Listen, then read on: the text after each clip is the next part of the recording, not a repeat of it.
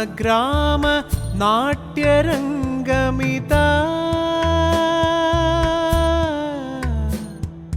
സംഗമഗ്രാമ നാട്യരംഗമിതാ ശതകാർത്ഥസംഗമം ആഘോഷിപ്പൂ തുംഗശോഭം തുംഗശോഭം സ്വാഗതം സ്വാഗതം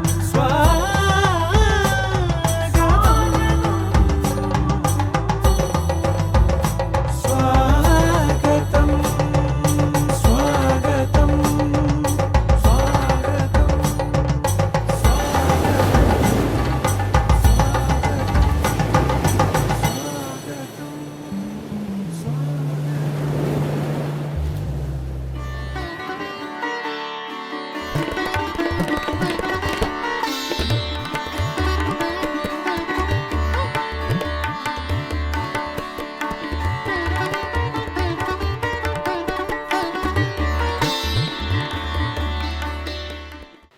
പ്രിയമുള്ള കലാസ്നേഹികളെ, ഡോക്ടർ കെ എൻ പിഷാരടി സ്മാരക കഥകളി ക്ലബിൻ്റെ സുവർണ ജൂബിലിയുടെ സമാപന ഘട്ടത്തിലേക്ക് ഏറ്റവും അടുത്തുകൊണ്ടിരിക്കുകയാണ് നമ്മൾ. ഇതിപ്പോൾ തുടർച്ചയായിട്ടുള്ള 16 ദിവസത്തെ പരിപാടികളിൽ ഇന്ന് 12ാമത്തെ ദിവസമായി.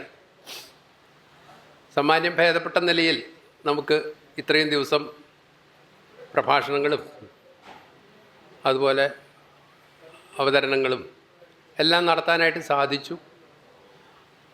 അതിൻ്റെ ഒരു സംതൃപ്തിയുണ്ട്.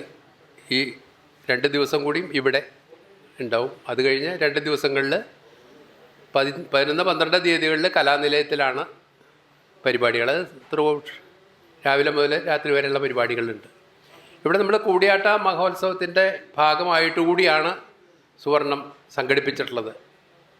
അപ്പോൾ അമ്മന്നൂർ ഗുരുകുലത്തിൻ്റെ പരിപാടികളുടെ ഒരു ഭാഗം കൂടിയാണ്. അതുകൊണ്ട് നമ്മുടെ ഈ 2 പ്രഭാഷണങ്ങൾ കഴിഞ്ഞാൽ ഇവിടെ ഗുരുകുലത്തിൻ്റെ പരിപാടികൾ വരുന്നുണ്ട്. ഇന്ന് നമ്മളുടെ സംഗമഗ്രാമത്തിൻ്റെ സാംസ്കാരിക ഭൂമിക എന്ന വിഷയത്തിൽ അക്ഷരശ്ലോകവും കാവ്യചിന്തകളും അത് അവതരിപ്പിക്കുന്നത് നമ്മുടെ ഇരിങ്ങാലക്കുടക്കാരി തന്നെയാണ്. നമ്മുടെ ഏറ്റവും പ്രിയപ്പെട്ട, എനിക്ക് കുട്ടി എന്ന് തന്നെ പറയാൻ പറ്റുള്ളൂ. കാരണം കുട്ടിക്കാലം മുതൽ ഇവിടെ സ്കൂളിൽ പഠിക്കുന്ന കാലം പോലെ അറിയുന്നതാണ്. അന്ന് അക്ഷരശ്ലോകമായാലും കഥകളിയും പാട്ടും ഒക്കെ പഠിച്ചിട്ടുള്ള കുട്ടിയാണ്. പിന്നീടാണ് സംസ്കൃത ഭാഷയിലെ കടന്നു. അവർ നല്ല നിലയിൽ പഠിച്ച് വലിയ ഉദ്യോഗസ്ഥയായി ക്രൈസ്റ്റ് കോളേജിലെ അധ്യാപികയാണ് ഡോക്ടർ. ഇത്രയും സന്തോഷത്തോടുകൂടി പറയാൻ കാര്യങ്ങളുണ്ട്.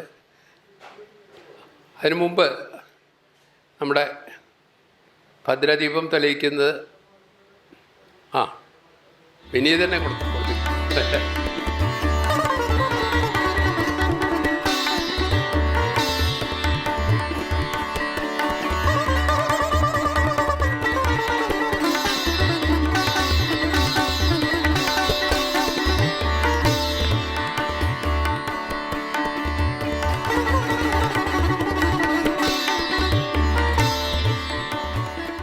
സദാശിവസമാരംഭാം ശങ്കരാചാര്യമധ്യമാം അസ്മദാചാര്യപര്യന്താം വന്ദേ ഗുരുപരമ്പരാം. സുവർണത്തിലെ ഈ ഒരു നിമിഷം എന്നെ സംബന്ധിച്ചിടത്തോളം സുവർണ നിമിഷം തന്നെയാണ്.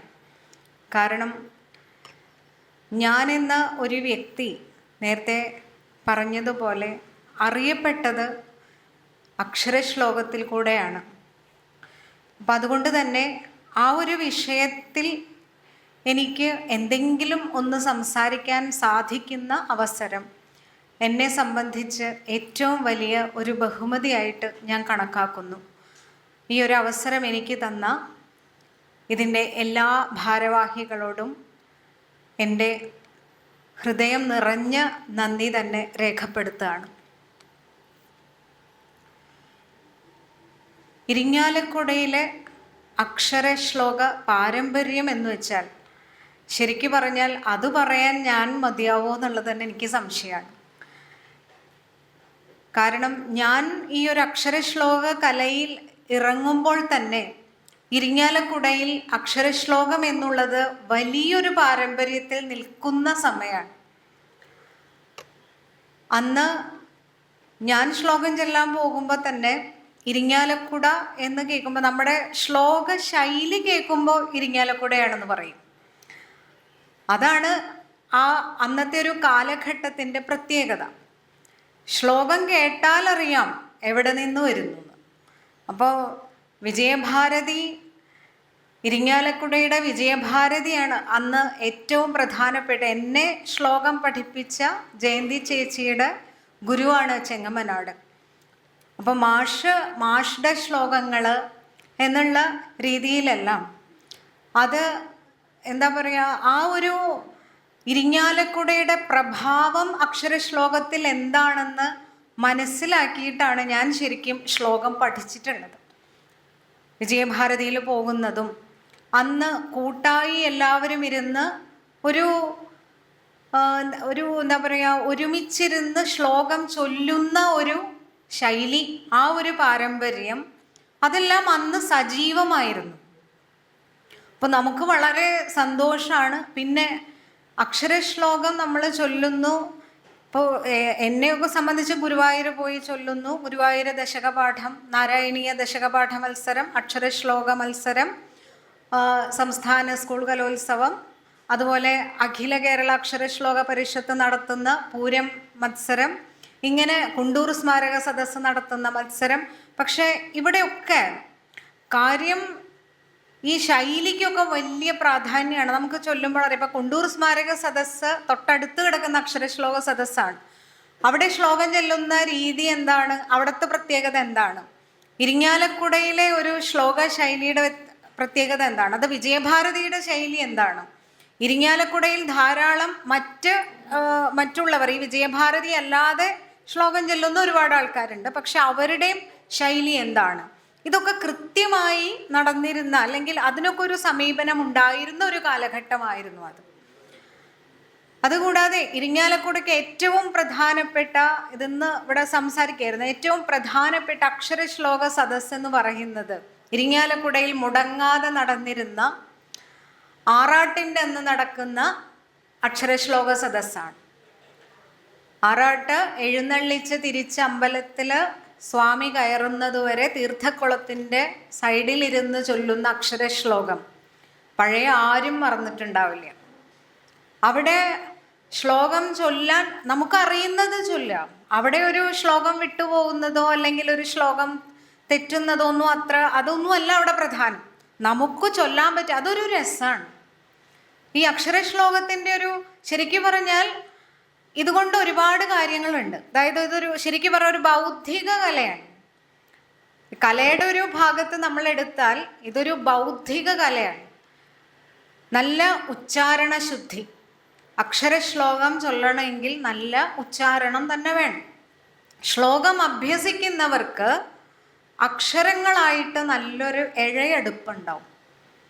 അവർക്ക് അക്ഷരത്തിൻ്റെ വില എന്താണെന്ന് മനസ്സിലാവും, ഒരു മാത്രയുടെ വില എന്താണെന്ന് മനസ്സിലാവും, ചൊല്ലുന്ന നീട്ടലിൻ്റെ വ്യത്യാസം, അതല്ലെങ്കിൽ അത് എവിടെ നീട്ടണം എവിടെ നീട്ടരുത്, ഈ വാക്കിന് എന്തർത്ഥം, ഇതൊക്കെ ആദ്യം നമ്മൾ ഹൃദയസ്ഥാക്കുകയാണെങ്കിലും കുറച്ച് നാൾ കഴിയുമ്പോഴെങ്കിലും അതൊക്കെ നമ്മൾ ചിന്തിച്ചു തുടങ്ങും.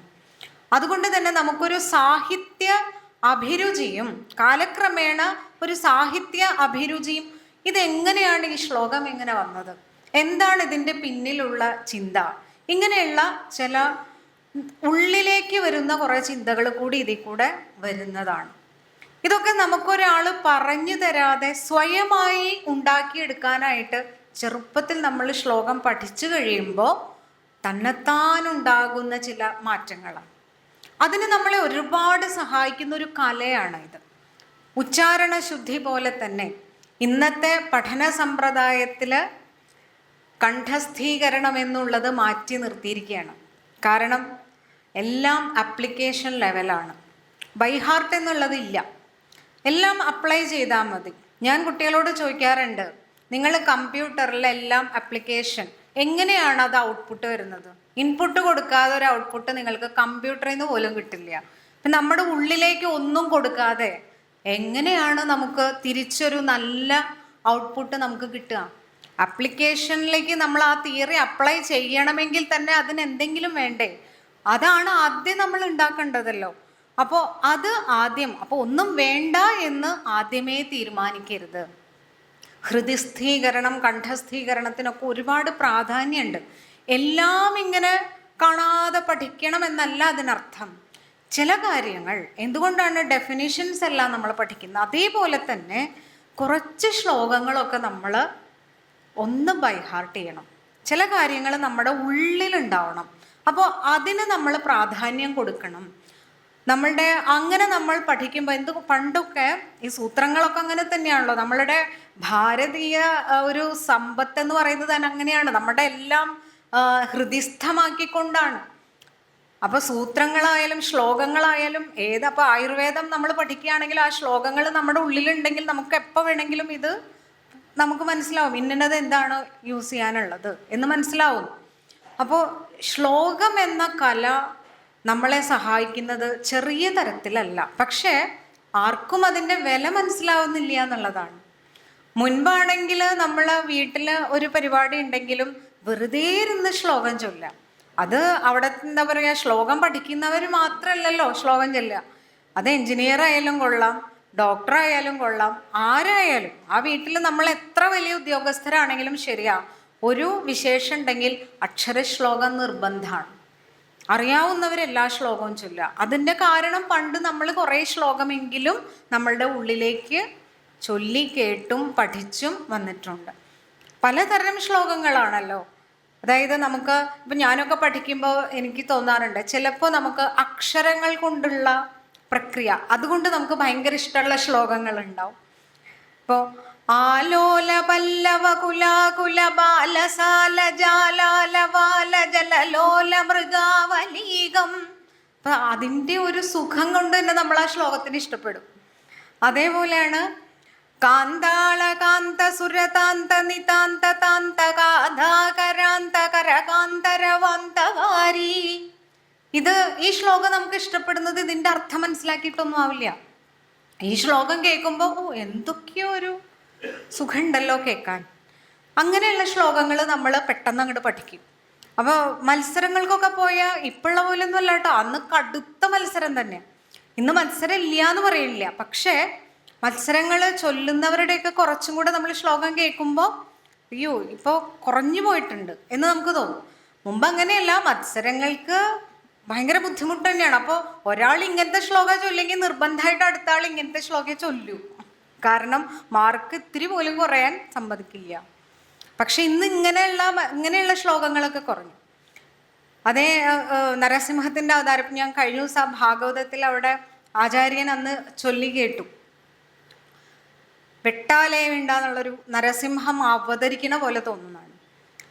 വെട്ടാലേ വിണ്ട കട്ടക്കനകമണിമയത്തൂണിൽ നിന്ന് ഇത്രിലോകിത്തട്ടാകപ്പാടെ ഞെട്ടും പടി കടുരവമാമട്ടഹാസം മുഴക്കി രുട്ടാലാപാദചൂടം വിറയെഴുമ സുരേന്ദ്രന്റെ നേർക്ക ഇത്രിലോകിത്തട്ടാകപ്പാടെ ഞെട്ടും പടി കടുരവമാമട്ടഹാസം മുഴക്കി രുട്ടാലാപാദചൂടം വിറയെഴുമ സുരേന്ദ്രന്റെ നേർക്ക അപ്രമേയത്വിട്ടായി പെട്ടെന്നു ചാടിയിടിന നരഹരി എന്നാർത്തിയെ തീർത്തിടട്ടെ. ഇങ്ങനെയുള്ള ആ ഒരു അക്ഷരവിന്യാസം അത് നമുക്ക് കേൾക്കുമ്പോൾ തന്നെ ആ ഒരു സന്തോഷം, ചൊല്ലുമ്പോഴും നമുക്കൊരു സന്തോഷം. ഇവിടെ നമ്മളുടെ മാഷ് ഈ പറ വയ്ക്കുന്ന സമയത്ത് നമ്മളൊരു ശ്ലോക ഇതുണ്ടല്ലോ, അപ്പം അതിനു വേണ്ടി മാഷ് ഒരു ശ്ലോകം ഉണ്ടാക്കിയത് ജയന്തി ചേച്ചി പറഞ്ഞിട്ടുള്ളൊരു അറിവാണ്. ആ ശ്ലോകം എന്താ പറയുക, അവിടെ നമ്മൾ കാത്തിങ്ങനെ നിൽക്കുകയാണ്, സ്വാമി വന്നിട്ട് വേണം പറ വയ്ക്കാൻ. ഇവിടെ ദാമോദരൻ മാഷാണ്, നമ്പ്യാർ മാഷ്. പിന്നെ അതുപോലെ ചെങ്ങമനാട് ദാമോദരൻ നമ്പ്യാർ മാഷുടെ ശ്ലോകം എന്നറിയപ്പെടുന്നത് ആ ഒരു പറ വയ്ക്കാനായിട്ട് എല്ലാവരും കാത്തു നിൽക്കുകയാണ്. മാനത്ത് ചന്ദ്രൻ ഇങ്ങനെ നിൽക്കുന്നുണ്ട്. അപ്പോൾ ആ ഒരു സാഹചര്യം ഭംഗിയായിട്ട് അദ്ദേഹം ഒരു ശ്ലോക രൂപത്തിൽ ആക്കി വെച്ചിട്ടുണ്ടായിരുന്നു. അപ്പോൾ അതിൻ്റെ തുടക്കം ഇതാണ്: ആകാമട്ടുടു ധാന്യ നെന്മണികളാൽ നന്നായി നിറച്ചങ്ങിനെ. ഏതാണ്? ധാന്യമണികൾ നന്നായി നിറയ്ക്കാനായിട്ട് പറ റെഡിയാക്കണം. അപ്പോൾ ആ സമയത്ത് രാഗാരാവതിഭക്തിയാർന്നു പറ വയ്ക്കാനായൊരുങ്ങിയിട്ടതാ, പോകാൻ വൈകിയ നേരമെങ്കിലും അതീവോത്കണ്ഠിതം നിൽക്കയാം. കാരണം രാത്രി കഴിയാറായി. ആറാട്ട് മിക്കവാറും അവിടെ നിന്ന് നടന്നു വരുമ്പോഴത്തേക്കും പുലർച്ചെയാവും എന്നുള്ള സങ്കല്പമാണ്. അപ്പോൾ രാത്രി കഴിയാറായാലും രാവ് കാത്തു നിൽക്കുകയാണ്. കാരണം സംഗമേശൻ ഇവിടെ എത്തി ആ പറ നിറയ്ക്കണം എന്നുള്ള ആഗ്രഹത്തിൽ നിൽക്കുന്നു എന്നുള്ള ശ്ലോകം അന്നങ്ങനെ. ഇപ്പോൾ ചില ശ്ലോകങ്ങളൊക്കെ നമുക്ക് ഇങ്ങനെ ഒരു ഇഴയെടുപ്പം തോന്നുന്ന തരത്തിലുള്ള ശ്ലോകങ്ങൾ. പിന്നെ ഇവിടെ ഇരിങ്ങാലക്കുടയിൽ ഇപ്പം ഞാൻ അറിയുന്ന ഒരു കാലഘട്ടത്തിൽ വിദ്വാൻ സി മാധവമേനോൻ മാഷിൻ്റെ അടുത്ത് പോയാൽ എത്ര ശ്ലോകം കിട്ടും നമുക്ക്. മാഷ് ചൊല്ലലൊക്കെ ആ ഒരു എന്താ പറയുക, നെഞ്ചു വിരിച്ച് നിന്നിങ്ങനെ ശ്ലോകം ചൊല്ലുക. പക്ഷെ ഏതക്ഷര നമുക്ക് വേണ്ടേ, ആ അക്ഷരത്തിൽ മുഴുവൻ അദ്ദേഹത്തിൻ്റെ കയ്യിൽ ശ്ലോകമുണ്ട്. അപ്പം നമ്മൾ അവിടെ ചെന്ന് കഴിഞ്ഞാൽ മാഷെ ശ്ലോകം ഒത്തിരി ഭയമൊക്കെ ഉണ്ട് കേട്ടോ. കാരണം ഇന്നത്തെ ഒരു സമ്പ്രദായം അല്ലല്ലോ. ശരിക്കും പറഞ്ഞുണ്ടല്ലോ, ഞങ്ങളുടെയൊക്കെ ഒരു തലമുറ കഴിഞ്ഞപ്പോൾ ശരിക്കും ഇനി വരുന്ന തലമുറയ്ക്ക് അതൊക്കെ നഷ്ടപ്പെട്ടു എന്നാണ് എനിക്ക് തോന്നിയിട്ടുള്ളത്. കാരണം വേണ്ട ഒരു ഭയം, ബഹുമാനവും ഒക്കെ കൂടിയിട്ടുള്ള ഒരു ഗുരു ഭക്തി എന്ന് പറയുമല്ലോ. നമുക്ക് അവിടെ ചെല്ലാനും മാഷടുത്ത് പോകാനൊക്കെ ഒരു ചെറിയ ഭയമൊക്കെ ഉണ്ടാവും കേട്ടോ. അവിടെ ചെന്ന് കഴിഞ്ഞാൽ എന്താ നമുക്ക് ചോദിക്കുമ്പോൾ തന്നെ നമുക്കൊരു ഭയം. എന്നാലും മാഷ ഇങ്ങനെ കുറച്ച് ശ്ലോകങ്ങൾ, ഏതക്ഷര? അപ്പോൾ 1-2 അക്ഷരങ്ങൾ. ഓ ആയിക്കോട്ടെ, ഇരിക്കൂ എന്ന് പറഞ്ഞ് പിന്നെ അങ്ങോട്ട് ചൊല്ലാണ്. എഴുതിയെടുത്തോളൂ എന്ന് പറയും. ഒറ്റ പ്രാവശ്യം ചൊല്ലുള്ളൂ. അപ്പോൾ ഇതിൽ രണ്ടാമത് നമ്മളൊന്ന് ചോദിക്കുമ്പോഴത്തേക്കും നമ്മൾ വളരെ സ്പീഡിൽ എഴുതും. എന്നിട്ട് അതൊന്നും ഇവിടെ ചൊല്ലിക്കോളൂ എന്ന് പറയും. നമ്മളിത് ചൊല്ലിക്കഴിഞ്ഞാൽ അതിലൊരക്ഷരം തെറ്റിയാൽ അപ്പം ചീത്ത പറയും. അതെന്താ ശ്രദ്ധിച്ചില്ലേ, ഇവിടെ എങ്ങനെയാണ്. അപ്പോൾ ആ ഒരു ശ്രദ്ധ, പിന്നെ അതിനോടുള്ളൊരു നമുക്ക് എന്താ പറയുക, അത്രയും നമ്മൾ അങ്ങനെയൊക്കെ ഉള്ളൊരു കാലഘട്ടം, അത് നമ്മുടെ ഇരിങ്ങാലക്കുടയ്ക്ക് മാത്രം സ്വന്തമായ ചില കാര്യങ്ങളാണ്. അത് പറയാൻ കാരണം നമ്മൾ ശ്ലോകമൊക്കെ ചൊല്ലാൻ പല സ്ഥലത്ത്, ഇപ്പോൾ സ്റ്റേറ്റിൽ പോകുന്നുണ്ട്, ഗുരുവായൂർ നാരായണീയത്തിന് പോകുമ്പോൾ നമ്മളുടെ പുറകെ നടന്നിട്ട് ഒരു ശ്ലോകം റെക്കോർഡ് ചെയ്ത് തരുമോ എന്ന് ചോദിച്ചിട്ട് വരുന്ന ആൾക്കാരുണ്ട്. അപ്പം എൻ്റെ ഒരു അനുഭവമാണ്. അതിൽ നമ്മൾ ശരി 2 ശ്ലോകമൊക്കെ ചൊല്ലിക്കൊടുത്തിട്ട് ഇന്ന് ഏറ്റവും വലിയ കളരിയായി മാറിയ ഒരു അക്ഷരശ്ലോക സമിതിയുണ്ട്. അപ്പം 2-3 ശ്ലോകം നമ്മളുടെ ശൈലിയിൽ നിന്ന് കേട്ട് പഠിച്ചിട്ട് അവിടെ ഇന്നും അത് വലിയൊരു കളരിയായി മാറി. ഇന്നും അവരത് വളരെ പൊന്നുപോലെ സൂക്ഷിച്ച് കൊണ്ടു നടക്കുന്നു. കൊടുത്ത നമ്മളാകട്ടെ വളരെ ഇല്ലയെന്ന് പറയാൻ പറ്റില്ല. കാരണം ഇരിങ്ങാലക്കുടയ്ക്ക് അത് സ്വത്താണ്. ഇരിങ്ങാലക്കുടയിൽ പല തരത്തിലും പല രീതിയിലും അക്ഷരശ്ലോകം ഇന്നുമുണ്ട്.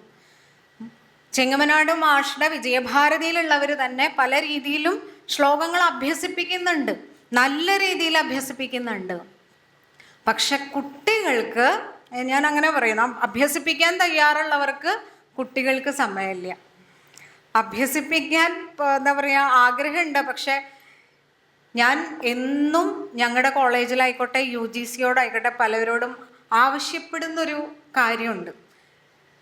ഒരു ഗവൺമെൻറ് ആണെങ്കിലും ചിന്തിക്കേണ്ട ഒരു കാര്യമാണ്. കാരണം അധ്യാപകരായിക്കോട്ടെ കലയും സാഹിത്യമൊക്കെ ഇഷ്ടപ്പെടുന്നവർക്ക് ആ ഒരു മേഖലയിലേക്കും അധ്യാപനത്തിലേക്കും ഇറങ്ങാനുള്ള സമയം ഇന്നിപ്പോൾ കുറവാണ്. വേറൊന്നുമല്ല, ഏറ്റവും കൂടുതൽ അവരുടെ ജോലി ഡോക്യുമെൻറ്റേഷനാണ്. അപ്പോൾ ആ ഒരു രീതി പണ്ടത്തെ രീതിയിലേക്ക് പോകണം. എന്നാലാണ് എന്തുകൊണ്ടാണ് പണ്ടുള്ള അത്രയും കലകളും ഇതിനൊക്കെ അഭിരുചികളും ധാരാളം സമയം ഉണ്ടായിരുന്നത്? ഞാനടക്കം എൻ്റെ അടുത്ത് 5 മണിക്ക് ഞാൻ ക്ലാസ് വെച്ച് ക്ലാസ് എന്ന് പറഞ്ഞാൽ എൻ്റെ ഒരു സന്തോഷമാണ്. 5 മണി മുതൽ ഒരു 6, 6:15 വരെ ആഴ്ചയിൽ 2 ദിവസമാണെങ്കിലും എല്ലാവരും വന്നിരുന്ന് ശ്ലോകം ചൊല്ലുക, നാരായണീയം ചൊല്ലുക, പഞ്ചശതി ചൊല്ലുക എന്നുള്ളൊരു കാലം ഉണ്ടായിരുന്നു. അത് 3:30 വരെ കോളേജുള്ള സമയത്തായിരുന്നു, സുഖമായിട്ട് വെറുതെ. പക്ഷെ ഇന്ന് അതിന് പറ്റണില്ല. അപ്പോൾ ശരിക്കും അത് തിരിച്ചു വരണമെങ്കിൽ ഈ കലയ്ക്കും സാഹിത്യത്തിനും ഒക്കെയുള്ള സമയം എല്ലാവർക്കും എടുക്കാനുള്ള അതായത് ഇങ്ങനെയുള്ള കാര്യങ്ങൾ കൂടി നമുക്ക് കൊണ്ടുവരാൻ സാധിക്കും. അപ്പോൾ പിന്നെ നമ്മളുടെ അമ്പലത്തിൻ്റെ തൊട്ട് ബാക്കിലുള്ള നമ്പ്യാർ മാഷടുത്ത് മാഷ്ക്ക് സംസ്കൃതം മാഷ്ടെ ഈ പറഞ്ഞ പോലെ ഹൃദയസ്ഥാണ്. എന്ത് തന്നെ ആയിക്കോട്ടെ, കൗമുദി ആയിക്കോട്ടെ, ഏതൊക്കെ തന്നെയാണെങ്കിലും കമലാകര മേനോൻ മാഷിന്റെ കാര്യം പറയാതിരിക്കാൻ വയ്യ. കാരണം മാഷ് ഇരിങ്ങാലക്കുടയിൽ നിൽക്കുന്ന ആളല്ല, അക്ഷരശ്ലോക കമ്മിറ്റിയാണ്. തൃശ്ശൂർ കവനകൗതുകം എന്നുള്ള മാസികയിലെ മാഷിന്റെ പേര് കഴിഞ്ഞിട്ടാണ് ഏറ്റവും പ്രധാനമാണ്. തൃശ്ശൂർക്ക് കടന്ന ഇവരൊന്നും അല്ല കേട്ടോ, നമുക്ക് പറയാണ്ടിരിക്കാൻ പറ്റില്ല. കാരണം ആ ഒരു ഭാഗ്യം ഉണ്ടായിരുന്നു. ആ പഴയ കുണ്ടൂർ സ്മാരക സദസ്സിലാണെങ്കിലും മാഷ് പിന്നെ അന്ന് കണ്ടിരിക്കുന്ന ഒരു പ്രത്യേകത, ഇപ്പം ഞാൻ വിജയഭാരതിയുടെ കെയർ ഓഫിൽ നമ്മൾ ശ്ലോകം ചെല്ലുന്നു, അല്ലെങ്കിൽ ഇരിങ്ങാലക്കുടയിലെ പ്രതിനിധീകരിച്ച് ശ്ലോകം ചെല്ലുന്നു. ഇഷ്ടംപോലെ ആൾക്കാർ ഇപ്പോഴും ഗിരിജ ചേച്ചി ആയിക്കോട്ടെ, ശ്രീരേഖ നല്ല രീതിയിലാണ് കുട്ടികളെ പഴയ രീതിയിൽ അഭ്യസിപ്പിച്ച് കൊണ്ടിരുന്നത് തന്നെയാണ്.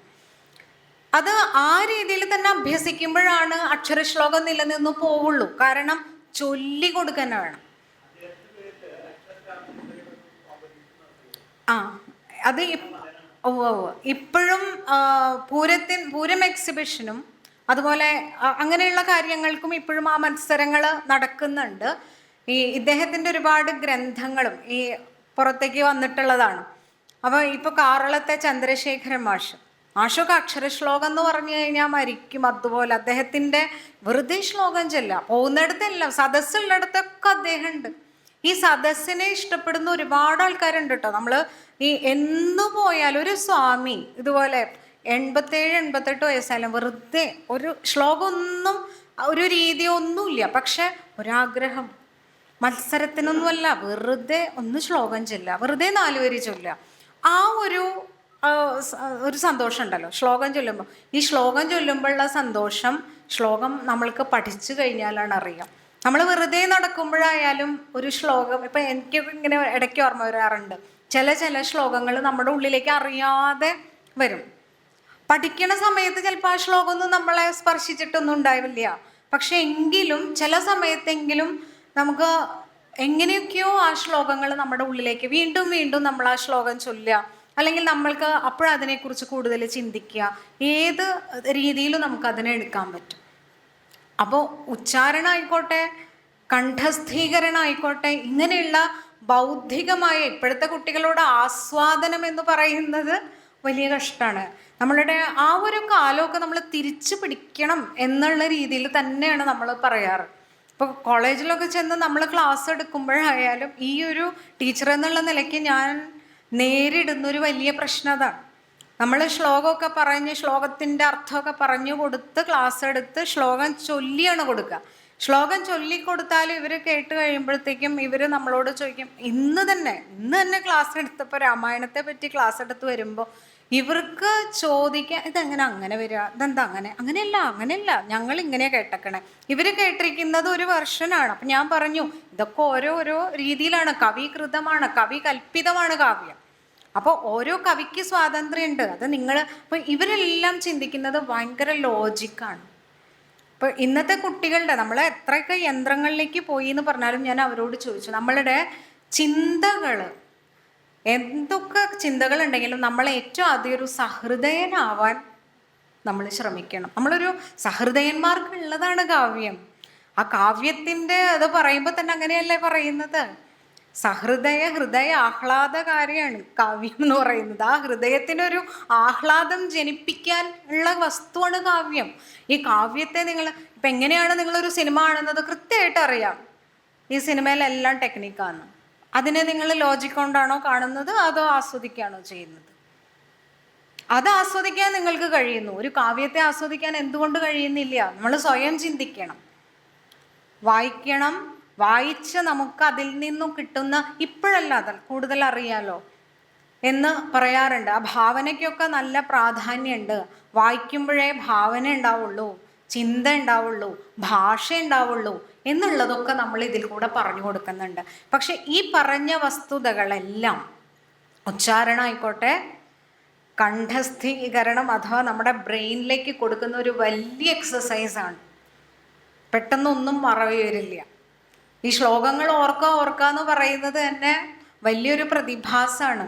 കാരണം ഞാൻ ശ്ലോകം പഠിച്ചപ്പോൾ അത് എനിക്കറിയാം. അന്ന് സംസ്കൃത അക്ഷര ശ്ലോകം വേറെ, മലയാള അക്ഷര ശ്ലോകം വേറെ, നാരായണീ അക്ഷര ശ്ലോകം വേറെ. അപ്പം ഇത്രയും ശ്ലോകങ്ങൾ നമ്മുടെ ഉള്ളിലേക്ക് വരണമെങ്കിൽ നമുക്ക് വേറെ ഒരു ആക്ടിവിറ്റിയും പറ്റില്ല. ഈ ശ്ലോകങ്ങൾ പഠിക്കൽ തന്നെയാണ്. ആ പഠിക്കുക, റിവൈസ് ചെയ്യുക. അപ്പോൾ ഇതൊരു പ്രക്രിയയാണ്.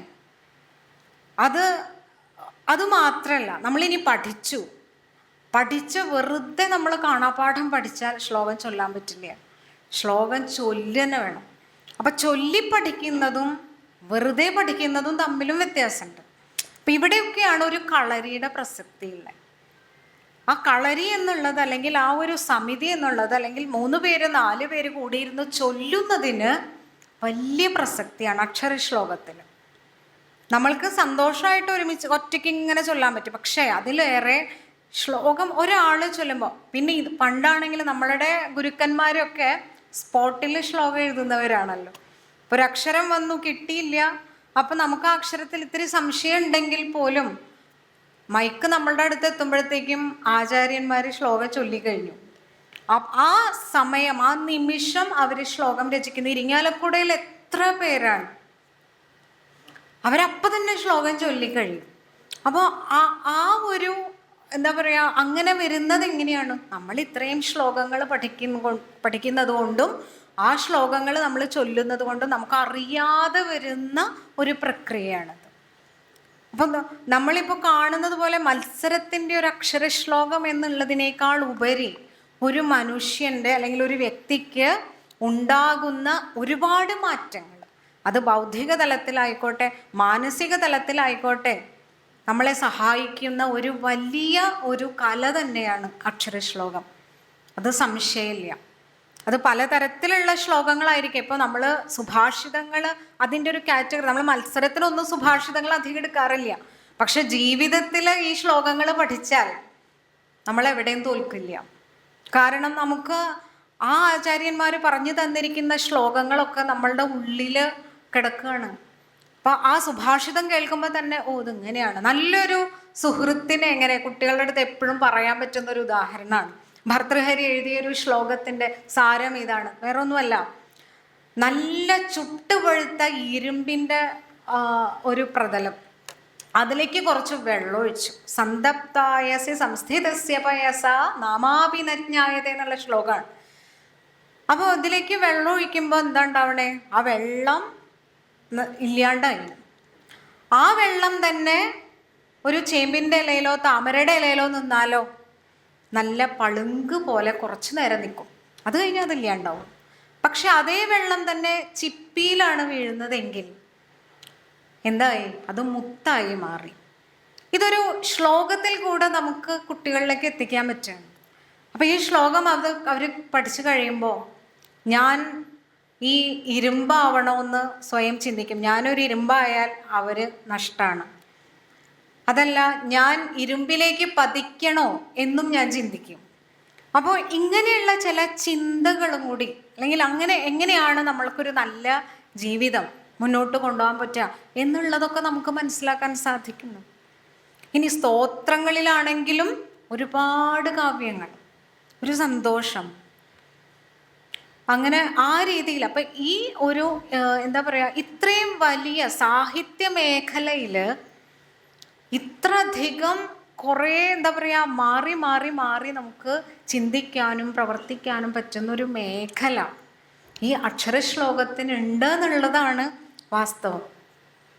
അത് വൃത്തം. ഇനി ഇനി ഇതിൻ്റെ ഒരു വേറൊരു മേഖലയാണ് വൃത്തം. ഇപ്പം നമ്മളൊരു എന്താ പറയുക, അക്ഷരങ്ങളുടെ ഒരു വിന്യാസം പറഞ്ഞു, ഇനി അതുപോലെ നമുക്ക് അർത്ഥത്തിൽ പ്രാധാന്യം കൊടുത്തിട്ടുള്ളത് പറഞ്ഞു. ഇനി വൃത്തമാണെങ്കിലും അതെ, എന്ത് രസമായിട്ടാണ് ഓരോ വൃത്തങ്ങൾ. ഇപ്പം നമ്മൾ ആരും സാഹിത്യ രീതിയിൽ വൃത്തം പഠിച്ചിട്ടൊന്നുമല്ല ശ്ലോകം ചെല്ലുന്നവർക്ക് വൃത്തം മനസ്സിലാവുക, പക്ഷെ കേട്ടാ മനസ്സിലാവും ഇതേതാ വൃത്തം.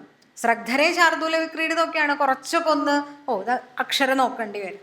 കുസുമമഞ്ജരി ചൊല്ലണം കേട്ടാൽ നമുക്കറിയാലോ, കുസുമമഞ്ജരിയാണ്. കാരണം ആ രീതി അതിനേ ഉള്ളൂ. അപ്പോൾ അച്ഛനം മമകനെന്ന ബന്ധമതി തുച്ഛമിക്കളരിയിൽ തനിക്കിച്ഛ പോലെ വിഹരിക്കണം. പരമപുച്ഛമാണ പരമൊക്കെയും അച്ഛല പ്രകൃതി പോറ്റിടുന്നു തനതിച്ഛ പോലഖിലമെങ്കിലിന്നച്ഛനാരു മകനാരിതാണു നില അച്ഛ കേരള ഗൃഹത്തിലും. ഇത് വൃത്തം നോക്കുമ്പോൾ നമുക്ക് വലിയ സന്തോഷമാണ്, അക്ഷരം നോക്കുമ്പോഴും സന്തോഷമാണ്. ഹാസ്യമായിട്ട് അതിനെ ചില കാര്യങ്ങൾ പറയാൻ പറ്റാത്തത് ശ്ലോകത്തിൽ കൂടെ ധ്വനിപ്പിക്കുന്നുണ്ട്. ഇങ്ങനെയുള്ളൊരു മഹത്തായ കലയാണ്. അപ്പൊ ഇതേപോലെ ഓരോ വൃത്തത്തിനും അതിൻ്റെ പ്രാധാന്യത്തിൽ നിൽക്കുന്നു. ഇത് ഇന്ന വൃത്തമാണ്, ഇത് ഇന്നതാണ്, അല്ലെങ്കിൽ ഇങ്ങനെയാണ് എന്ന് മനസ്സിലാക്കാനായിട്ട് ശ്ലോകങ്ങളെ നമ്മൾക്ക് കേൾക്കുമ്പോൾ തന്നെ മനസ്സിലാകുന്നു. ഇതൊക്കെ നിരന്തര അഭ്യാസത്തിൽ കൂടെ നടക്കുന്നതാണ്. ഈ അഭ്യാസം എന്നുള്ളത് ചൊല്ലിയും കേട്ടും വായിച്ചും നടക്കുന്ന ഒരു പ്രക്രിയയാണ്. അത് ഇരിങ്ങാലക്കുടയെ സംബന്ധിച്ചിടത്തോളം 100% എന്താ പറയുക, അതിനോട് നീതി പുലർത്തിയിട്ടുള്ള ഒരു സ്ഥലമാണ്. അത് അനുഭവവേദ്യമാണ്. ഇവിടുത്തെ അത്രയും ആൾക്കാർ ഇന്ന് ശരിക്കും പറഞ്ഞാൽ അവരൊക്കെ മുകളിലിരുന്ന് ചിന്തിക്കുന്നുണ്ടാവും, ഞങ്ങൾ എങ്ങനെ പടുത്തുയർത്തിയതാണിത്. ഇപ്പം ശരിക്കും പറഞ്ഞാൽ എനിക്കും സങ്കടം തോന്നാറുണ്ട്. കാരണം നമ്മൾ ആഗ്രഹിച്ച പോലെ നമുക്കതിനെ മുന്നോട്ട് കൊണ്ടുപോകാൻ എന്ത് ചെയ്യാൻ പറ്റും? അപ്പോൾ അതൊരു എന്താ പറയുക, നമ്മളുടെ മുന്നിലുള്ള വലിയൊരു ചിന്തയാണ്. അപ്പോൾ ധാരാളം പേര് ഇതിന് മുന്നിട്ടിറങ്ങുന്നുണ്ട്. മുമ്പ് പറയുമായിരുന്നു കഥകളി. പിന്നെ നമ്മളൊന്ന് ചിന്തിച്ചാൽ മനസ്സിലാവും, ഈ കഥകളിയും അക്ഷരശ്ലോകമൊക്കെ വളരെ ബന്ധപ്പെട്ട് കിടക്കുന്നതാണ്. അപ്പോൾ ഇപ്പോൾ അദ്ദേഹം രമേശേട്ടൻ പറയുമായിരുന്നു, അതായത് കഥകളി ക്ലബ്ബ് മുമ്പ് ഈ എറണാകുളം TDM ഹാളിൽ ഇങ്ങനെ പോയി അവരിങ്ങനെ ശ്ലോകത്തിൻ്റെ അതൊക്കെ ഇങ്ങനെ, അപ്പോൾ അവർ കഥകളി ക്ലബ്ബ് ഒക്കെ ചിന്തിക്കുമ്പോഴാണ് ഇവിടെയും അങ്ങനെ വേണം എന്നുള്ളൊരു ചിന്ത വന്നത് എന്നുള്ള കാര്യങ്ങളൊക്കെ പറയുന്നുണ്ടായി. അപ്പോൾ തീർച്ചയായും എനിക്കും ഇങ്ങനെയാണ് പരിചയം. കാരണം ഇരിങ്ങാലക്കുടയിൽ അക്ഷരശ്ലോകമുള്ളിടത്തെല്ലാം കഥകളി ക്ലബിലെ അംഗങ്ങളുണ്ടാവും. കഥകളി ക്ലബിൻ്റെ പരിപാടി ഉള്ളിടത്തെല്ലാം അക്ഷരശ്ലോകക്കാരുണ്ടാവും. ഇത് ഒരു സംസ്കാരമാണ്. അപ്പം ഇരിങ്ങാലക്കുടയുടെ സംസ്കാരത്തിൽ അക്ഷരശ്ലോകം എന്നുള്ളത് അലിഞ്ഞു ചേർന്നതാണ്. അതിന് ഒരു മാറ്റവും ഇല്ല. ഇവിടെ ഒരു കുട്ടി പോലും, അതായത് വളരെ എന്താ പറയുക, വിരലിൽ എണ്ണാവുന്നവരെ ഉണ്ടാവുള്ളൂ, അങ്ങനെയല്ല എന്ന് മനസ്സിലാക്കിയവർ. ഭൂരിഭാഗം ഇവിടെ ഉള്ളവർക്ക് ആ ഒരു പാരമ്പര്യം അറിയുന്നത് തന്നെയായിരിക്കും. പക്ഷെ നമ്മളിനി ആ ഉണ്ടായ പാരമ്പര്യം നമുക്കെല്ലാം അറിയാം. അതുകൊണ്ട് തന്നെ നമ്മളിനി ആ പാരമ്പര്യം ഇല്ല എന്ന് അടുത്ത തലമുറയ്ക്ക് പറഞ്ഞു കൊടുക്കരുത് എന്നുള്ളതാണ്. അപ്പം നമ്മൾ വീണ്ടും ആ ഒരു ആറാട്ടിൻ്റെ ശ്ലോകങ്ങളും ഇപ്പോൾ അതൊരു മത്സരമായിട്ട് മാറി. ഇപ്പം നമ്മളത് നമ്പൂതിരീസിലെ മാഷ വിജയഭാരതിയുടെ പേരുള്ള മത്സരമുണ്ട്. മത്സരം നടന്നോട്ടെ, പക്ഷേ ഇവിടെ ഒരു കൂട്ടായ്മയാണ്. ഒരു അക്ഷരം വിട്ടതോ അല്ലെങ്കിൽ 2 അക്ഷരം ചൊല്ലാൻ പറ്റിയില്ല എന്നുള്ളതോ ഒന്നും ഒരു പോരായ്മയല്ല. നമുക്കറിയുന്ന ശ്ലോകം ചൊല്ലുക, വേറൊരാളുടെ ശ്ലോകം കേൾക്കുമ്പോൾ ഇങ്ങനൊരു ശ്ലോകം ഉണ്ടെന്ന് മനസ്സിലാക്കുക. മത്സരങ്ങൾ കൂടിയപ്പോഴാണെന്ന് തോന്നുന്നു അക്ഷരശ്ലോകത്തിന് ഒരു ച്യുതി വന്നിക്കണത്. കാരണം വേറൊന്നുമല്ല, അപ്പോൾ അതൊരു ഈഗോ ആയി. കാരണം അയ്യോ ഈ ശ്ലോകം ചൊല്ലാൻ പറ്റിയില്ലെങ്കിൽ തെറ്റിക്കഴിഞ്ഞാൽ പ്രശ്നമാവോ. അത് കാലഘട്ടം വരുത്തിയിട്ടുള്ള ഒരു മാറ്റമാണ്. അന്ന് ഇപ്പോൾ നമ്മളൊക്കെ ഒരു ശ്ലോകം ചൊല്ലി ചെറിയൊരു തെറ്റ് വന്നാലും, ഇപ്പോൾ കുണ്ടൂർ സ്മാരക സദസ്സിൽ KPC മാഷ് ഇപ്പോൾ നമ്മൾ ഇരിങ്ങാലക്കുടയെന്ന് വെച്ചിട്ട് മിണ്ടാതിരിക്കൊന്നുമില്ല. നമ്മൾ ശ്ലോകം ചെല്ലുമ്പോൾ ഇറങ്ങി വരുമ്പോൾ ഇനി ഇതിൽ ഇങ്ങനെ അത് ചൊല്ലിയാൽ നന്നായിരുന്നു എന്ന് പറയും. അത് ആ ഒരു സംസ്കാരം ആര് ശ്ലോകം ചൊല്ലിയാലും ഈ ശ്ലോകത്തിന് ഇങ്ങനെ ഒരു രീതിയിൽ ചൊല്ലിയാൽ അതിനൊരു ഭംഗിയുണ്ട്. ഈ അക്ഷരം ഇവിടെ അത്ര കൂടാൻ പാടില്ല. കാരണം അക്ഷരത്തിനും നേരത്തെ പറഞ്ഞ പോലെ മാത്രയ്ക്കും പ്രാധാന്യം ഉണ്ട്. ഇന്നത്തെ പോലെ നമ്മൾ ഏത് അക്ഷരം പറഞ്ഞാലും കുഴപ്പമില്ല എന്നുള്ള രീതിയിൽ പാടില്ല. അപ്പോൾ ആ ഒരു സംസ്കാരം നമുക്ക് തിരിച്ചു കൊണ്ടുവരണമെങ്കിൽ തീർച്ചയായും അതിന് മുൻപന്തിയിൽ നമ്മൾ കൊണ്ടുവരേണ്ട ഒരു കല അക്ഷരശ്ലോകം തന്നെയാണ്. അതിനൊരുപാട് സഹായിക്കാൻ പറ്റും. അക്ഷരശ്ലോകം എന്ന കലയിൽ കൂടെ നമുക്ക് സാഹിത്യം വളർത്താം, ഉച്ചാരണ ശുദ്ധി വളർത്താം, ഈ ബ്രെയിനിൻ്റെ ഒരു എക്സസൈസ് അത് നമുക്ക് വളർത്താം. ഇങ്ങനെ ഒരുപാട് ഗുണങ്ങൾ അതിനുണ്ട് എന്നുള്ളത് നമ്മളിലൂടെ നമ്മൾ മറ്റുള്ളവർക്ക് മനസ്സിലാക്കി കൊടുക്കുകയും ധാരാളം സദസ്സുകൾ, ഇതൊരു മത്സരമല്ല, ആദ്യം സദസ്സുകൾ തന്നെ ധാരാളം ഉണ്ടാവണം. ഇതിലൊരു പോരായ്മയില്ല, അക്ഷരങ്ങൾ മുഴുവൻ ചൊല്ലാൻ പറ്റിയില്ല എന്നുള്ളതൊരു പോരായ്മയല്ല. പക്ഷെ ഇതൊക്കെ പറയുമ്പോഴും മുമ്പ് നമുക്കൊരു ശ്ലോകം കിട്ടണമെങ്കിൽ നമ്മൾ പലരോടും ചോദിക്കണമായിരുന്നു. ഈ അടുത്ത് കോളേജിൽ ചിലമ്പെന്നുള്ള മത്സരം ഇങ്ങനെ കലോത്സവം നടന്നപ്പോൾ എൻ്റെ അടുത്ത് ഡിപ്പാർട്ട്മെൻറ്റുകൾ തമ്മിലുള്ള മത്സരമാണ്. ഒരു കുട്ടി എൻ്റെ അടുത്ത് വന്ന് പറഞ്ഞത്, ടീച്ചറെ എനിക്ക് കുറച്ച് ശ്ലോകം റെക്കോർഡ് ചെയ്ത് തരുമോ? അപ്പം ഞാൻ ചോദിച്ചു, എങ്ങനെയാണ്, എന്നാ മത്സരം? മറ്റന്നാളാണ്. അപ്പം എത്ര അക്ഷരം അറിയാം? അല്ല, എനിക്ക് ഒന്നും അറിയില്ല. അപ്പം ശ്ലോകം എവിടെ നിന്ന് കിട്ടും? ശ്ലോകം ഒരു ബുദ്ധിമുട്ടുമില്ല ടീച്ചറെ, അതെ എൻ്റെ കയ്യിൽ ലിങ്ക് ഉണ്ട്, ആ ലിങ്ക് ഞാൻ ടീച്ചർക്ക് അയച്ചു തരാം. ആണോ? നോക്കിയപ്പോൾ ആ മുതലുള്ള എല്ലാ അക്ഷരത്തിലും ശ്ലോകങ്ങൾ അതിൽ അവൈലബിൾ ആണ്, എല്ലാം ഉണ്ട്. അത് കണ്ടപ്പോൾ എനിക്ക് തോന്നിയൊരു കാര്യം, ദൈവം എല്ലാ അക്ഷരത്തിലും ശ്ലോകങ്ങളുണ്ടല്ലോ, ഇതൊന്ന് ചൊല്ലി റെക്കോർഡ് ചെയ്ത് കഴിഞ്ഞാൽ സമാധാനമായി. കാരണം ആ ശ്ലോകങ്ങൾ മുഴുവൻ കുട്ടികൾക്ക് കിട്ടുമല്ലോ, ആർക്ക് ഏതക്ഷരത്തിലാണ് വേണ്ടേ. എനിക്ക് തോന്നിയൊരു കാര്യമാണ്.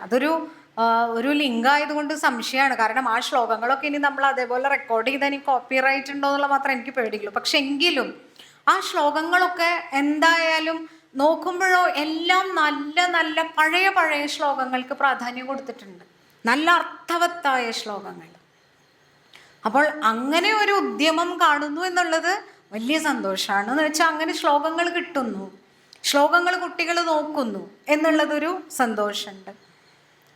അപ്പോൾ ആ ഒരു പാരമ്പര്യവും നമുക്ക് കൊണ്ടുവരാം. ചൊല്ലിക്കൊടുക്കുമ്പോൾ ഈ ശ്ലോകങ്ങൾ ആ രീതിയിൽ ഇന്ന വൃത്തത്തിലാണ്, ഈ വൃത്തത്തിൽ ഇങ്ങനെ ശ്ലോകം ചൊല്ലണം എന്നുള്ള രീതി ഇരിങ്ങാലക്കുടയ്ക്ക് സ്വന്തമാണ്. കാരണം ഇരിങ്ങാലക്കുടയുടെ ശൈലി അത് ഇരിങ്ങാലക്കുടയുടെ ശൈലിയാണ്. എവിടെ ചെന്ന് ശ്ലോകം ചൊല്ലിയാലും ചോദിക്കും, ഇരിങ്ങാലക്കുടയാണോ എന്ന് ചോദിക്കുന്ന ആ ഒരു പാരമ്പര്യം, ഇതൊക്കെയാണ് ഇരിങ്ങാലക്കുടയുടെ സ്വന്തം അക്ഷരശ്ലോകം. കൊണ്ടൂര് തൊട്ടടുത്താണെങ്കിലും അവർ ചൊല്ലുന്ന രീതി വ്യത്യാസമുണ്ട്, പാലയിൽ ചൊല്ലുന്ന രീതി വ്യത്യാസമുണ്ട്, പെരുമ്പാവൂര് നല്ല അക്ഷരശ്ലോക സമിതിയുണ്ട്, ചൊല്ലുന്ന രീതി വ്യത്യാസമുണ്ട്. എല്ലാം ഒരേ ശ്ലോകങ്ങളാണ്, ചൊല്ലുന്ന രീതിക്ക് വ്യത്യാസമുണ്ട്. അക്ഷരങ്ങൾ അടുപ്പിച്ച് പറഞ്ഞ് വാക്കുകൾ അകറ്റി ചൊല്ലുന്ന രീതിയിൽ ചൊല്ലണം. അർത്ഥം കേൾക്കുമ്പോൾ അർത്ഥം വ്യക്തമാവണം. ശ്ലോകം ചൊല്ലിയാൽ അത് മാത്രം നമ്മൾ ശ്രദ്ധിച്ചാൽ മതിയല്ലോ. ശ്ലോകം ചൊല്ലിയാൽ അർത്ഥം വ്യക്തമാണ്. ആ അർത്ഥം വ്യക്തമാവണമെങ്കിൽ ചൊല്ലുന്ന ആൾക്ക് അത് എന്താണെന്ന് അറിയണം. അപ്പം നമ്മൾ ആദ്യമൊക്കെ നമ്മൾ അർത്ഥമൊന്നും പറയില്ലെങ്കിലും ഹൃദയസ്ഥാക്കി ചൊല്ലി കിട്ടുന്ന ആ ഒരു സുഖം, അത് തീർച്ചയായും എൻ്റെ എൻ്റെ അനുഭവത്തിലും ഇരിങ്ങാലക്കുടയുടെ സ്വന്തമാണ്. അപ്പം ഞാൻ ഇരിങ്ങാലക്കുട എന്ന് സ്വന്തം അഹങ്കരിക്കുന്ന ഒരാളാണ്. ഇരിങ്ങാലക്കുടയുടെ ശ്ലോകത്തെ കൊണ്ട് ഏറ്റി നടക്കുന്ന ഒരാളാണ്. അപ്പം അതുകൊണ്ട് തന്നെ എനിക്ക് വളരെ സന്തോഷമാണ് ഈ ഒരു കാര്യം ഇവിടെ പറയുന്നത്. അപ്പം നമ്മളുടെ ആ ചരിത്രം മുതൽ, അപ്പം എനിക്കറിയാവുന്ന ആ ചരിത്രം മുതൽ ഇന്ന് നമ്മൾ എവിടെ എത്തി നിൽക്കുന്നു എന്നുള്ളത് വരെയുള്ള ഒരു കാര്യം, ഇനി നമ്മൾ എന്ത് ചെയ്യണം എന്നുകൂടി നമ്മൾ ആലോചിക്കേണ്ടതാണ്. അപ്പോൾ പഴയ നമ്മളുടെ മാധവമേനോൻ മാഷും ചെങ്ങമനാട് മാഷും ഒക്കെ സ്വപ്നം കണ്ട് വിഭാവനം ചെയ്തിരുന്ന ആ അക്ഷരശ്ലോക കല നമ്മളിൽ കൂടെ ഇനിയും നമ്മൾക്ക് അവരുടെ എല്ലാം ആളുകൾ ഇപ്പോഴും ഉണ്ട് കേട്ടോ. ശ്രീരേഖ ചേച്ചിയാണെങ്കിലും ഉണ്ട്, അതുപോലെ ഗിരിജ ചേച്ചിയാണെങ്കിലും ജയന്തി ചേച്ചിയാണെങ്കിലും ഒക്കെ അവരൊക്കെ ഇപ്പോഴും ആ ഗ്രൂപ്പിലൊക്കെ സജീവമാണ്. അവരിപ്പോഴും ശ്ലോകം ചൊല്ലി ഇടുന്നുണ്ട്. ആ ഒരു ശൈലി ഇരിങ്ങാലക്കുടയിൽ നിന്ന് പോകാതെ എനിക്കാവുന്ന പോലെയൊക്കെ നമ്മൾ സഹായിക്കാറുണ്ട്. പക്ഷെ എങ്കിലും അങ്ങനെയല്ലാതെ കുറച്ചും കൂടെ ഇരിങ്ങാലക്കുടയുടെ ഒരു സമിതിയായി അക്ഷരശ്ലോകം വളരെ എല്ലാ ഒരു പരിപാടികൾക്കും വീണ്ടും ആ ഒരു അക്ഷരശ്ലോകം എന്ന കലയെ ഉയർത്തിപ്പിടിച്ചുകൊണ്ട് വീണ്ടും ആറാട്ടിന് നമ്മളുടെ തീർത്ഥക്കുളത്തിൻ്റെ സൈഡിലിരുന്ന് ശ്ലോകം ചൊല്ലുന്ന ഒരു പാരമ്പര്യം അത് വീണ്ടും നമ്മളിലൂടെ ഉയർന്നു വരട്ടെ. അതിൽ കൂടെ നമ്മൾ ഈ ഒരു സംസ്കാരം അടുത്ത തലമുറയിലേക്ക് പകർന്നു നൽകട്ടെ. ധാരാളം കുട്ടികൾ ശ്ലോകം പഠിക്കുന്നുണ്ട് ഇരിങ്ങാലക്കുടയിൽ, ഒരുപാട് പേര്. അപ്പോൾ അവർക്കെല്ലാം ആ ഒരു പാരമ്പര്യം ലഭിക്കട്ടെ എന്നുകൂടെ പ്രാർത്ഥിച്ചുകൊണ്ട് എൻ്റെ എല്ലാവിധ സപ്പോർട്ടും ഞാൻ അതിന് പറഞ്ഞുകൊണ്ട് ഈ ഒരു അവസരം തന്നതിലുള്ള നന്ദി കൂടി രേഖപ്പെടുത്തി നിർത്തുന്നു. നന്ദി. ഇരിങ്ങാലക്കുടയുടെ അക്ഷരശ്ലോക പാരമ്പര്യം ഒരുവിധം കവർ ചെയ്തു. അതിന് മുമ്പിലത്തെ ചരിത്രം ഉള്ളതും കൂടിയും പഠിച്ച് ഇനി പറയണം. അതും കൂടി കുറച്ചും കൂടി മുമ്പിലത്തെ ചരിത്രങ്ങളുണ്ടല്ലോ ഇവിടെ പല ശ്രീരേഖയുടെ അച്ഛനൊക്കെ രാധാകൃഷ്ണനൊക്കെ കൊണ്ടു നടന്നിരുന്ന എൻ്റെ അച്ഛനും ഒക്കെ ചെങ്ങന്നൂരോട് 50 പേര് ആ ഒരു കാലം ഉണ്ടായിരുന്നു. അതിനുശേഷം വന്ന കാലത്താണ് കുട്ടിയൊക്കെ വന്നേക്കുന്നത്. ആ ഒരു ചരിത്രമുണ്ട് ഇവിടെ. മാത്രമല്ല ഇവിടെ വളരെ ഗംഭീരമായിട്ട് അക്ഷരശ്ലോകം മത്സരം നടത്തിയിരുന്നു. അത് ദൗർഭാഗ്യവശാൽ ഇപ്പോൾ നിന്നു പോയിരിക്കുകയാണ്. ചെങ്ങന്നൂരോട് ദാമോദര സ്മാരക സമ്മാനവും അങ്ങനെ വളരെ എത്രയോ ഗംഭീരമായിട്ട് നടന്നിരുന്ന ഒരു അക്ഷരശ്ലോകം മത്സര ചരിത്രം ഇരിങ്ങാലക്കുടയിലുണ്ട്. അത് വീണ്ടും കൊണ്ടുവരാനും ആ പേരിൽ അല്ലെങ്കിൽ വേറെ ഏതെങ്കിലും പേരിലും നിങ്ങളൊക്കെ കൂടി ഉത്സാഹിച്ചും മത്സര വേദി ഉണ്ടാക്കണം എന്ന് കൂടി പറയുന്നു. ആർക്കെങ്കിലും കൂടുതൽ പറയാനുണ്ടെങ്കിൽ. വിഷയം സംസാരിക്കുന്നത് ഒരു വ്യക്തിയാവുമ്പോൾ ആ വ്യക്തിയുടെ സംഭാവന പുറത്തറിയിക്കാൻ കുറച്ച് ബുദ്ധിമുട്ടുണ്ടാവും. ശ്രീ വിനീത അവർ 7 വയസ്സ് തൊട്ട് 70 വയസ്സ് വരെയുള്ള ധാരാളം ആളുകളെ അക്ഷരശ്ലോകം പഠിപ്പിക്കുന്നുണ്ട്. അവർ രംഗത്ത് സജീവവുമാണ്. മറ്റൊന്ന് പറയാനുള്ളത്, ശ്രീരാമ പഞ്ചശതി എന്ന ഉണ്ണയവാരുടെ കൃതി 25 വൃത്തങ്ങളിലായി 50 ദശകങ്ങൾ അത് പൂർണ്ണമായും അവർ റെക്കോർഡ് ചെയ്ത് സൂക്ഷിച്ചിട്ടുണ്ട്. ഈ 2 കാര്യം ഇവിടെ പറയാതിരിക്കാൻ പറ്റില്ല എന്നുള്ളതുകൊണ്ട് മാത്രമാണ് പറയുന്നത്. നമസ്കാരം. ഇപ്പോഴും ഈ വിജയഭാരതി അക്ഷരശ്ലോക സാഹിത്യവേദിയുടെ മത്സരം 1998 തൊട്ട് വീണ്ടും ഇവിടെ ഉത്സവകാലത്ത് ആരംഭിച്ചിട്ടുണ്ട്. അതുപോലെ തന്നെ ഇപ്പോൾ ആറാട്ടിൻ്റെ കാര്യം ഇവിടെ വിനീത പറയണ്ടായി. ആറാട്ടിൻ്റെ അന്ന് വൈകിട്ട് ഇവിടെ ചൊല്ലുന്ന ഒരാചാരം പോലെ നടക്കുന്നത് ഒരു 2019 മുതൽ അത് വീണ്ടും തുടങ്ങിയിട്ടുണ്ട്. ഒരു തവണ മഴയും പ്രശ്നങ്ങളൊക്കെ കാരണം കൂത്തമ്പലത്തിൻ്റെ അവിടേക്ക് മാറ്റാണ് ഉണ്ടായത്. പണ്ട് ഇപ്പോൾ നേരത്തെ MK അനിയേട്ടൻ്റെ അച്ഛൻ MS നമ്പൂതിരിപ്പാട്, അദ്ദേഹവും യുക്തിവാദി സംഘത്തിൻ്റെ സംസ്ഥാന പ്രസിഡന്റ് അഡ്വക്കേറ്റ് MC ജോസഫ് അവർ രണ്ടുപേരും വല്ലപ്പോഴൊക്കെ നടക്കാൻ എപ്പോഴും ഇടയ്ക്ക് നമ്മുടെ അവിടെ വരും. അന്ന് ഞങ്ങൾ കുടൽമാണിക്ക് അമ്പലത്തിൻ്റെ മുമ്പിലുള്ള നെടുമ്പള്ളി മഠത്തിൽ താമസിക്കുന്ന സമയത്ത് അവിടെ വരാറുണ്ട്. അപ്പോൾ MS ചിലപ്പോൾ ഒരു ശ്ലോകം അവിടെ ചൊല്ലുന്നത് ഞാനങ്ങനെ MS അങ്ങനെ ശ്ലോകം ചൊല്ലും. അങ്ങനെയുള്ള അക്ഷരശ്ലോകം എന്താണെന്ന് വെച്ചിട്ടുള്ളത്, ഞാനൊരു യുക്തിവാദി തർക്കവാദി എന്ന് പറഞ്ഞിട്ട് MC ജോസഫ് അതിനൊരു മറുപടി വാരി വേറെ ശ്ലോകം ചൊല്ലുന്നത് ഞാൻ കേട്ടിട്ടുണ്ട്. അങ്ങനെയാണ് ഇത് ആദ്യമായിട്ട് ഈ സംഭവം മനസ്സിലാവുന്നത്. ഈ ആറാട്ടിൻ്റെ ഇത് ഇപ്പോഴും നടക്കുന്നുണ്ട്. അതുപോലെ തന്നെ 3 അക്ഷരശ്ലോക പഠന വേദികൾ ഇപ്പോഴും ഇരിങ്ങാലക്കുടയിലുണ്ട്. ഒന്ന് പേഷ്കാർ റോഡിൻ്റെ അടുത്ത് രാമചര തോടിൻ്റെ പക്കത്ത് ചന്ദ്രിക രാജു സംഗമേശ്വര അക്ഷരശ്ലോക കളരി ഇപ്പോഴും നടത്തുന്നുണ്ട്. മറ്റൊന്ന് വെട്ടിക്കര രാധാകൃഷ്ണൻ്റെ മകള് വെട്ടിക്കര ശ്രീരേഖ, ഇപ്പോൾ അവർ ഓസ്ട്രേലിയയിലേക്ക് പോയിരിക്കുന്നത്. അവർ അവരുടെ വീട്ടിൽ അവരുടെ സൗകര്യത്തിനനുസരിച്ച് ക്ലാസ്സുകൾ നടത്തുന്നുണ്ട്.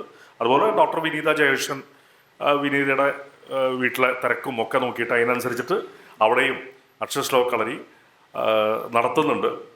പണ്ട് എൻ്റെ കുട്ടിക്കാലത്ത് കഥകളി കാണുന്നതിന് മുമ്പ് ഈ ഡോക്ടർ KM പിഷാരടി കഥകളി ക്ലബിൻ്റെ കഥകളി നടക്കുന്നതിന് മുമ്പ് അക്ഷരശ്ലോകം കലാനിലയത്തിൽ നടക്കാറുണ്ട്. ഇതാണ് ഇതുമായി ബന്ധപ്പെട്ട എൻ്റെ ചെറിയ സ്മരണകൾ. ക്ഷണം സ്വീകരിച്ച് അക്ഷശ്ലോകവും കാവ്യചിന്തകളെയും വിഷയത്തെ അധികരിച്ച് ചുരുങ്ങിയ സമയം കൊണ്ട് ഇരിങ്ങാലക്കുടയുടെ പാരമ്പര്യവും സംഗമ ഗ്രാമഭൂമികയുടെ സാംസ്കാരിക ഭൂമിയിൽ വായ്മൊഴിയുടെ പാരമ്പര്യം, സംസ്കൃതിയുടെ പാരമ്പര്യം, അത് ആനുകാലികമായുള്ള നേരിടുന്ന പ്രതിസന്ധി, ഇതെല്ലാം സൂചിപ്പിച്ചുകൊണ്ട് ഇത്ര നേരം സംസാരിച്ച ആദരിക്കുകയാണ് ഡോക്ടർ വിനീത ജയകൃഷ്ണനെ അനിയേട്ടൻ.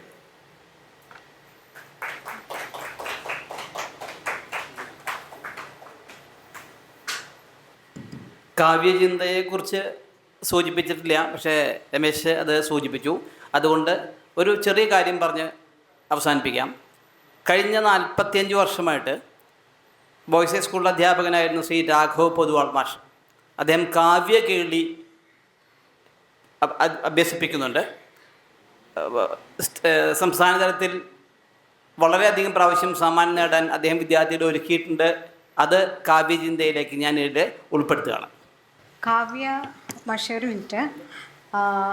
അതിൽ പറയാൻ കാരണം, ഈ കാവ്യചിന്തയിൽ കാവ്യ കേളിയെക്കുറിച്ച് മാത്രം ഞാൻ പറഞ്ഞിട്ടില്ല.